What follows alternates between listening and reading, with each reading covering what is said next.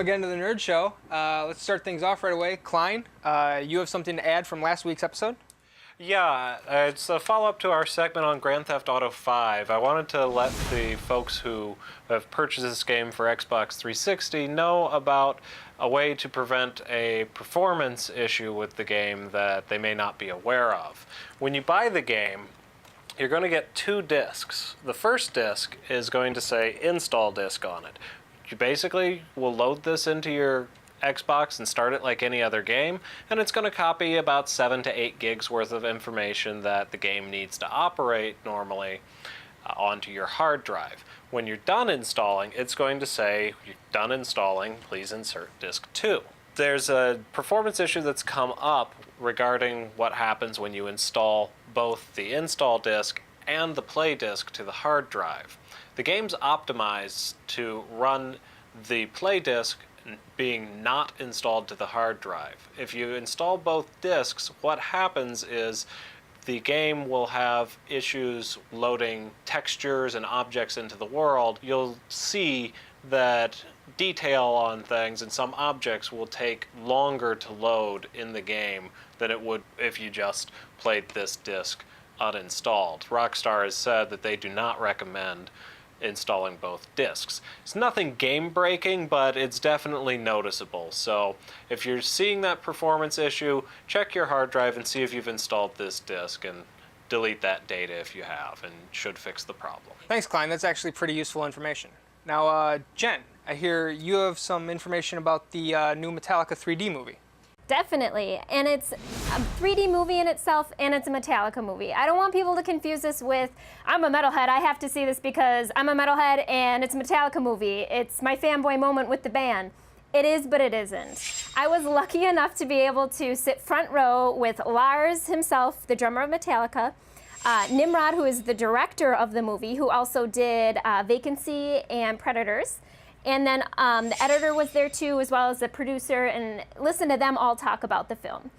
Basically, what the premise of the film is it seems like a parallel universe where the band has this epic show going on. And then there's the character Dane DeHaan. You guys might know him from starring in the Amazing Spider-Man 2 and 3 coming up, but he is also the main character of the movie, Trip, who is going through the entire scenes parallel to when Metallica's playing on stage. He is the main character in this movie, and what he does is he goes on a mission from the band, and it turns completely out of control. I mean, the band's kept it pretty under wraps of what the premise of the movie is, besides the roadies going on a mission, but Trip gets put into this parallel universe, and it seems to be simultaneous with the band playing along with what's going on. And the reason I'm telling you guys about this is not because I'm a metalhead, it's because you should see it.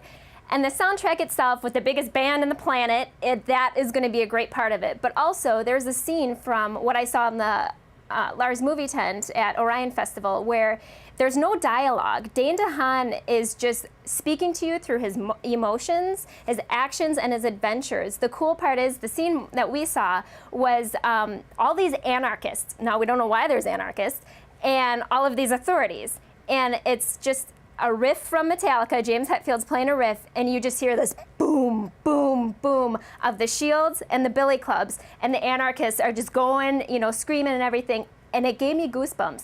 It was hot as hell out, and it gave me goosebumps in this tent to see this. It is coming out, sneak peek, the IMAX Theater 3D here in Milwaukee on September 26th. I think that all of the fanboys are gonna have their moment. They're gonna know the symbolism of what this means with that song, but I think that us general public are really going to take our imaginations and just fly with no dialogue. One of the really cool things that we learned about Nimrod as the director of this film is Lars had this idea in his head, and he had given it to a few directors within the Hollywood systems, and they just tried to morph it into something it wasn't. Nimrod was the first director to take it, and get it done.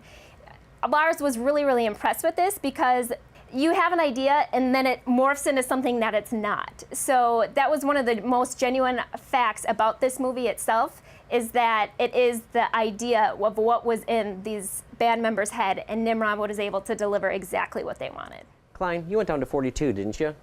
Yeah, I got a chance to talk with Tony about their gaming setup there. I'm a huge gamer, so that's a big draw for that bar for me. Really enjoyed it. Jim and I got to sit down and play some Halo with them. It was a blast. Yeah, it was a lot of fun. Yeah. Let's take a look. Sure.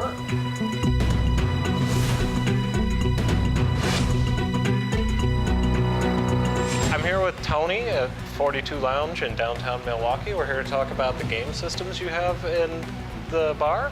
Walk me through the technology. What do you have here? Sure.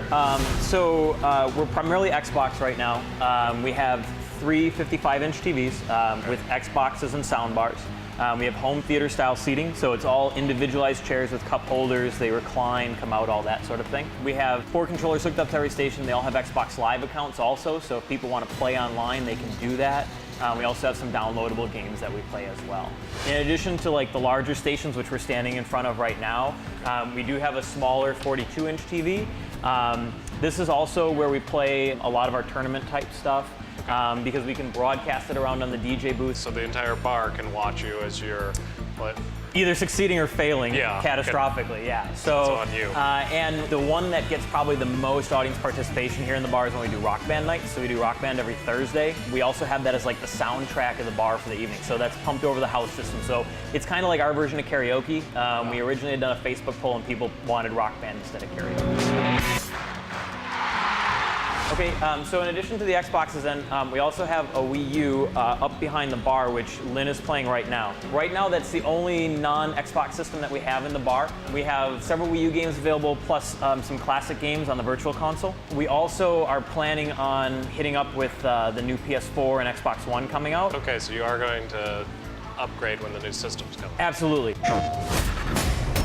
The plan is, even though we're mostly Xbox now, just due to how the PS4 is kind of set up and going to play, we're going to be primarily PS4. I have 3 PS4s on pre-order right now, along with 1 Xbox One, so we will have those available to play as well. Okay, so what's the most requested games you get? Well, on the Xboxes, the biggest thing is a lot of people ask for some of the more popular games, like a BioShock Infinite or something like that.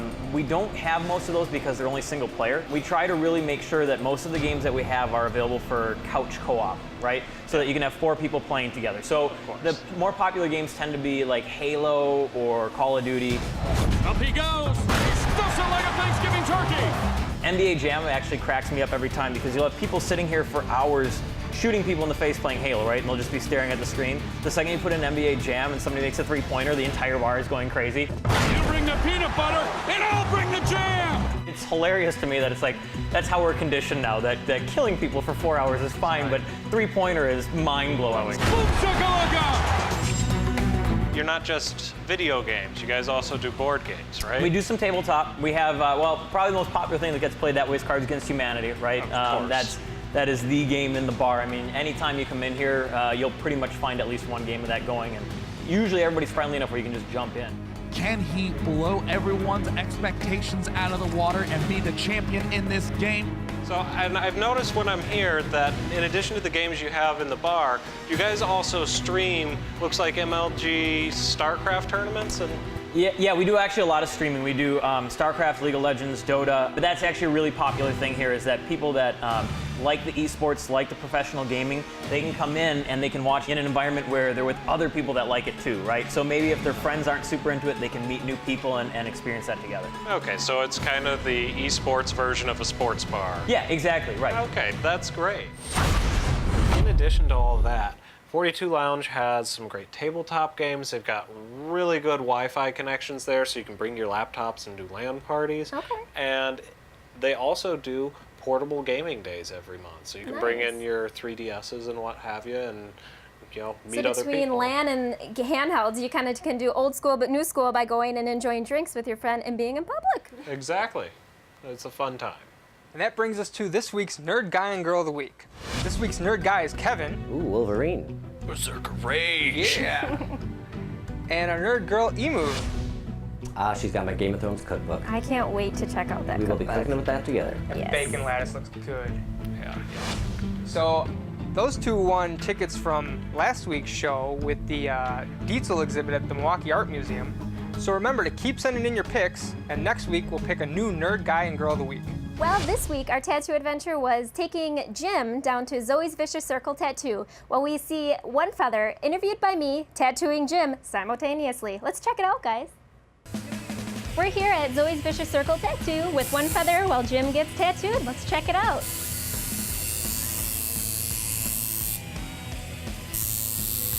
So as we can see, Jim is getting a superhero tattoo here.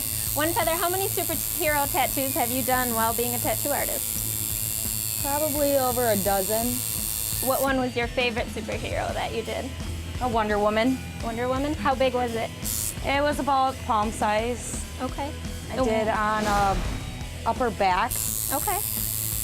I gotta ask, was that male or female that you did Wonder Woman on? It was actually on a man. He wanted it for his mom. Oh, that's cute. How many tattoos in general can you say you've done? I know it's probably countless, but if you could put a number on it. 5. Just kidding. I couldn't even tell you, Okay. honestly. How long have you been tattooing for a I've better been question? tattooing for 2 years now. 2 years and still running. Are you a big color tattoo artist, or do you prefer to do more black, grays, opaque colors? I love color tattoos. I love when you get to mesh everything, like the more color, the better. I'm really getting into more realism and portrait pieces. Okay. But I think my all-time specialty is lettering. What is the craziest tattoo request you've ever had? I've had a few of those. What's your best story, rather, for a better question then? A guy had a crush on me, really wanted to get tattooed. He didn't know what to get tattooed. So he wanted me to tattoo the Punisher on his genitals. Wow, quite the title for that area. Yeah. And of course you did it, or you declined? I know I did it. Okay. It wasn't as fun as I thought it would be. A little awkward, per se. I was a little bit more excited than he was to start out with, and then he dropped his pants. For the longest time, the tattoo industry was more of a man's world. You got Sailor Jerry, Diesel, Ed Hardy, those big names that go along with tattooing. What made you become interested in the industry, and now females are starting to become more common in the industry? Well, for me, it's a little bit of a different story, I guess. I was actually introduced to it from a friend of mine, and the guy came up to me and asked me, he's like, have you ever tattooed before? And I was like, no, never thought about it. And then I was watching, and I was like, dude, that's so easy, I could do that. And he was like, yeah, well, why don't you try it? So he gave me the machine, and I tried it. He's like, I was just a natural, I guess. What was your canvas when you tried actual skin, or just Yeah, some... I Okay. tried myself. I did my face. Oh, fair enough. That was Okay. my first That's pretty tattoo. brave, actually. Yeah, I wanted to see how far I could take it. Is there a favorite tattoo on your body that either you did or somebody else did for you? Yes, my native on my arm. Oh yeah, I saw that when we walked in, sure. Is that something you did or someone put that on you? My friend put that on me. He is a phenomenal artist. His name is Ruben, and he's been tattooing since he was like 14 years old. Oh wow.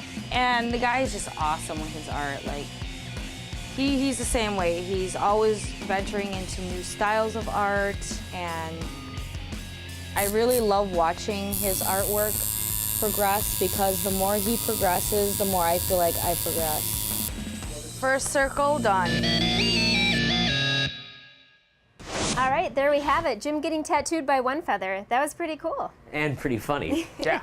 So here it is. It's the White Lantern symbol from the Green Lantern comics. Got the ring on as well today. I plan on getting the other 8 cores done also by One Feather. All up your arm? Oh yeah. Cool. Well, there is so much new for nerds this week, so let's get right into it. In theaters, it's We Are What We Eat coming out Friday the 27th. Based on a Mexican film of the same name, this movie gets to the meat of what's happening at the family dinner table. And in this movie, it's cannibalism. Yum. Ugh. If you're waiting for your favorite TV shows, Agents of S.H.I.E.L.D. premieres this Tuesday on ABC, and Agent Coulson lives. I'm clearance level 6. I know that Agent Coulson was killed in action before the Battle of New York. Welcome to level 7. I'm super excited for Agents of S.H.I.E.L.D. I've been a Marvel fan my whole life, and the Agents of S.H.I.E.L.D. in the comics are some of the most heroic characters, because they're just people for the most part, and they go toe-to-toe with all these super-powered people and big, huge worldwide criminal organizations. It should be a ton of fun, and the fans absolutely love Agent Coulson, so it's good to see him back. I'm definitely happy Agent Coulson's back. You know, Phil's my boy. But, I mean, comic-wise, personally, I feel S.H.I.E.L.D. is a bunch of douchebags. But, you know, I did hear a possible rumor. You know, you see clips and everything. You know, it looks possibly like it's Luke Cage, always in the previews, but who knows. But I also have heard rumors that she won't actually be in her comic form, but you see Jessica Walters as a lawyer for S.H.I.E.L.D. So you will get some She-Hulk in there. Yeah, so that'll be awesome. Cool. That'll be great. Yeah. We'll get some tense legal action. Jag. Rainer, what are you doing? Launching ICBMs in Atlanta and Philadelphia. What do you say? I'm a patriot. Revolution returns to NBC on Wednesday. Also on Wednesday, South Park is new and back on Comedy Central. Thursday, it's everybody's favorite nerds on The Big Bang Theory on CBS. It's kind of a big deal. Followed by Elementary, as Sherlock Holmes returns home to England. The prodigal detective returneth. It's official. I am superior in every way. And releasing this week on DVD, Iron Man 3 in 3D, Doctor Who, the complete 7th series, Family Guy, Volume 11, and South Park, the complete 16th season. Oh, wow, it's the Avengers! That's right! Oh, and Honey Boo Boo! Kids, come see the green Honey Boo Boo costume! Just give us some candy! Wow, 16 seasons. I love South Park. I still love South Park. That show is, I can watch those episodes over and over and over again, and I quote them all the time. I sometimes forget I'm in regular conversation, and I say super cereal all the time from Man Bear Pig episode. I'm cereal. I'm super cereal. I love South Park. I'm so excited that they're still running even after 16 seasons. Man Bear Pig. Super cereal. But you know, last week we told you about Sleepy Hollow. It was so good. It was real good. In fact, like the last scene, and we kind of gave a little bit of it away last week, that the Headless Horseman is one of the 4 horsemen of the apocalypse. And then the last scene, it is classic. Oh, it's creepy as hell. Don't give it away, boys. No, I we want to watch it yet. But we'll make sure that we just leave you with enough that you will definitely want to come back for more. Continue. But if you like Supernatural, you will love this series. Okay. This is the sheriff. Step out where I can see you. My God. Here at the Nerd Show, we pretty much all love Batman. And if you love Batman, you probably love the Joker. You may have some debate as to who played Joker the best. A lot of people say Heath Ledger. I say Mark Hamill, because I'm an old Batman the Animated Series fan. In this week's Click This Not That, we have a special video featuring Mark Hamill reading some lines as the Joker.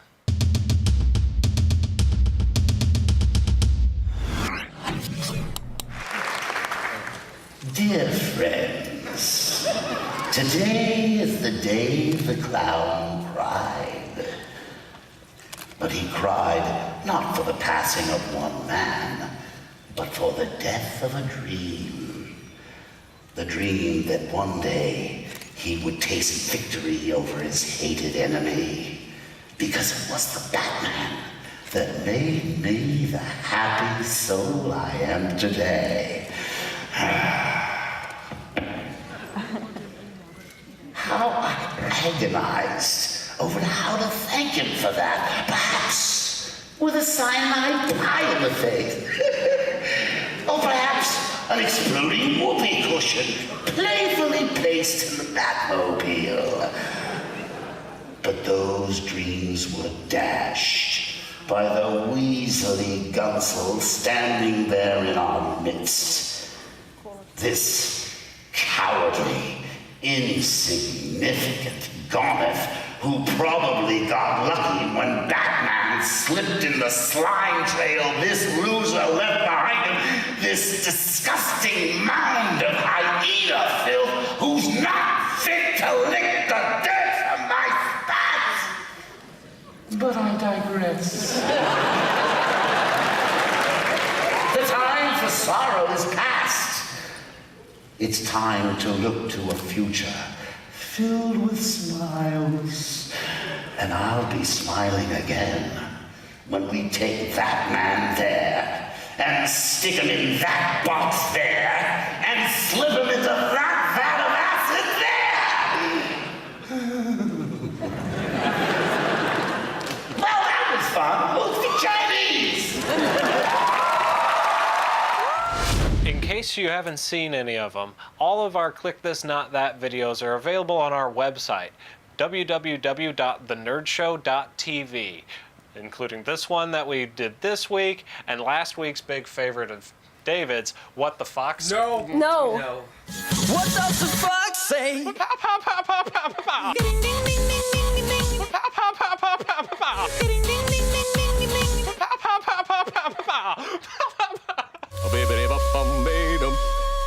So this week, I got to totally nerd out at one of my favorite stores, the Toy Dimension, and I got to take my action figures. I sat down with the store's owner, Henry, and we talked action figures and all sorts of things that are nerdy. By about 1990, 91, I had already accumulated about 2,000 items. Oh, wow. I was kind of going all over the board. I was getting Star Trek, Star Wars, Marvel, DC. I even bought a turtle figure, and I'm not really big into, the turtle figures. But the thing is that I kind of wanted to pretty much just kind of cover all, all the bases of what was out there, and then started learning about, variants and, different size figures, and just, there were so many things that had been done. And the other thing I wanted to do too was go back and buy things I used to have as a kid.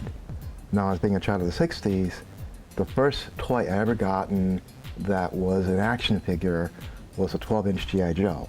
Back in 1964, I got the Sailor with the scuba suit, which was really cool. My favorite, right up on top, the Rocketeer figure. I've been trying to collect all stuff on the character. But the thing is that with people collecting, figures, it's about trying to find that one thing that you want to be able to have your collection, and it's a search. It's the hunt. It's a hunt. It's a hunt, and it's fun. November of '98, I opened this up. Now the plus when I opened this place up is that it had all the flat wall here. It was already here. Oh, that's great. So that made it a lot easier. And then the other thing too is when I came in here, I kind of wanted to make it a lot more brighter. So what I did is I, painted it the yellow and then the blue for the trim. So when I have all the figures and everything on the shelf, it kind of brings everything out. It looks like Toy Dimension has the biggest selection of figures in the city.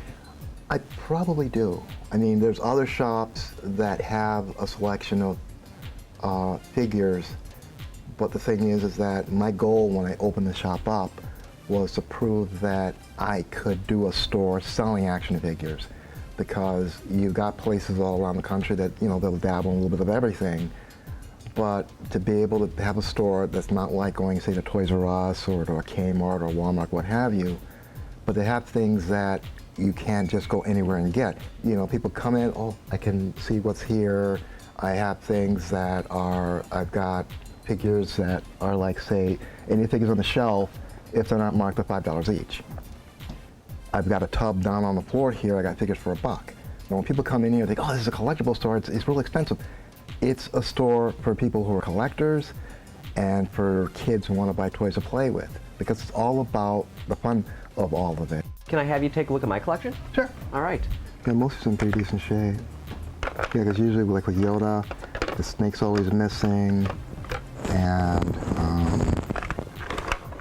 these are nice too, nice and white, because some of the ones used to end up yellowing. Ah, now this is nice. If you had the cape, it'd be perfect. Yeah. Because the one thing is, it's got the retractable sword. Well, it's got that, because most figures that had the lightsaber, this piece was always missing. Oh. Yeah, either kids cut them off or whatever. Right. But having that's a key thing to this. If you have the cape, perfect. With the popularity of the superhero films of late, the Avengers and Man of Steel and Dark Knight and all of that, it's kind of increased the interest in this whole thing. At one time, people felt kind of, I won't say embarrassed, but this guy's reading a comic book. Hey, he's kind of a nerd. But now, it's cool. So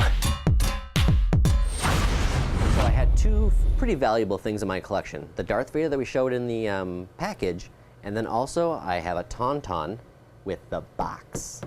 So that was pretty cool. Awesome. Henry's an awesome dude. He is. I've gotten the joy of getting to hang out there for a few hours chatting about comic books and what have you there. Toy Dimension's a great place because if you're looking for an older figure that's been out of print for a while, chances are he's got it in there. Well, and that place is totally like his passion, his love. He's been into comics and toy collecting for so long, and in fact he even said to us that like on Thursday nights his friends come in, they bring in some pizzas, they all just sit around and talk comic books and action figures, and the store is open, people are coming in and just enjoying themselves.